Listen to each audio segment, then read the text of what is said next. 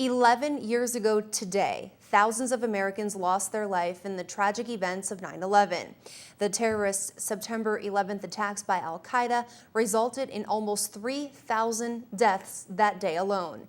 246 victims on the 4 planes, including Flight 93. 2,606 in New York City in the World Trade Center and on the ground, and 125 at the Pentagon.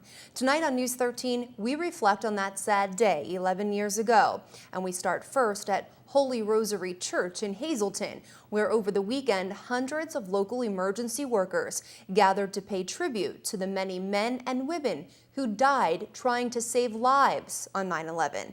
And a special guest from FDNY was back to tell his personal story of survival. Here's Jasmine Brooks.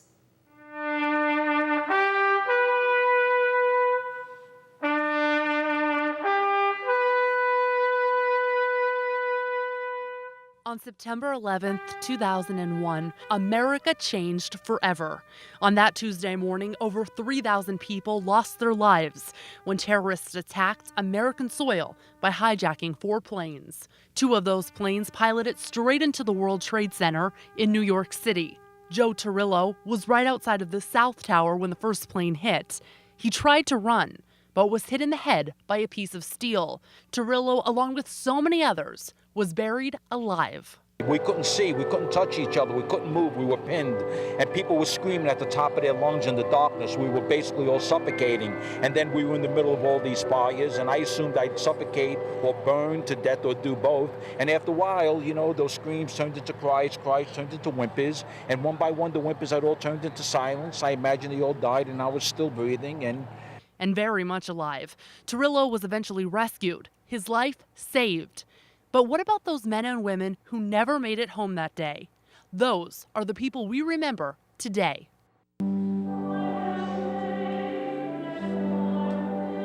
Holy Rosary Church in Hazleton was filled Sunday morning with people who came to remember those who died on 9/11. The Hazleton Fire Department holds this annual observance so that community members and local firefighters can join together and pay their respects. The most important thing is that they were Americans just as we were, and that we always support our brother Americans, and that we never forget them. And that's one thing we will never do, is never forget them and always remember them. Because we should never ever forget that event. It marks the 11th year after the tragic event, and I hope that people do take a moment of silence and prayers, and everybody flies the American flag at half-mast, and if the whole country unites together and does that, there is some closure for the victims' families, there's some closure for the survivors of the 9/11. This is the United States of America. We're rebuilding, and that feeling of rebuilding and patriotism needs to be remembered.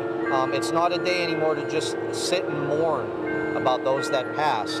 Yes, we're going to remember them, but it's also time to continue this great country moving forward. Sunday's memorial mass was led by Reverend Brian Clark, who recently took over as pastor of Holy Rosary Church after the death of Reverend Patrick Ginello. Father Pat, as many called him, was not only a big part of the memorial mass, but a big part of the community.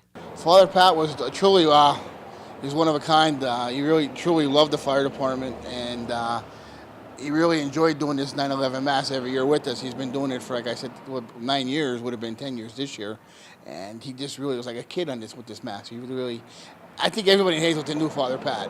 In addition to the death of Father Pat, Leo Valovich, who served as the Master of Ceremonies, also passed away this year. Gregory Matz took over for his friend. Anytime you try and fill in for Leo, regardless of what it is, they're very big shoes to fill. He was a magnificent man. He loved radio. He loved speaking. Anytime he had the opportunity to speak and help someone, he enjoyed it. Sunday's Mass was dedicated to the memory of the 343 firefighters who made the ultimate sacrifice on that Tuesday in September, and for every life that was lost that day. Today marks 11 years of remembrance, respect, and hope. We are proud to be Americans. We live in the greatest country in the world. Oh, I love America. There's more opportunity here. Oh my, I mean, there's just so much pride and patriotism involved in being American. We're free. I wouldn't have any other way than being American. That's the only way I would like to be, and I'm happy to be an American. And God bless America. Reporting for News 13, Jasmine Brooks, Hazleton.